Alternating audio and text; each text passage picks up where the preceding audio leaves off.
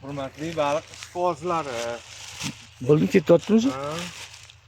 Mana ilon baliqlari ona tabiatga yana qaytaryapmiz. Ilon baliqlarni xudo xolisa yashab ketib bu yerda ko'payishadi, xudo xolisa mana ilon baliqlar.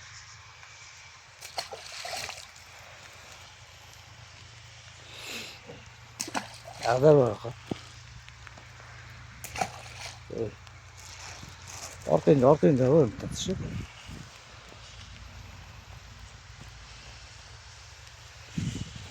Sekin tashagi. Yerga bunday tushirdi. Ha, o'sha yerdan tushirib bor.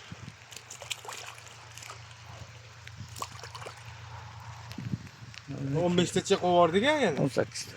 8 ta.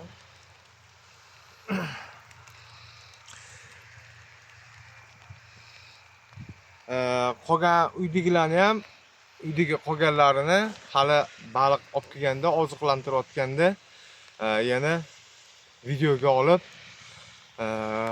ko'rsatamiz. Bularni tabiatga qo'yib yuborishimizning sababi bu kanalda o'zimiz kelib baliq tutamiz, baliq ovlaymiz.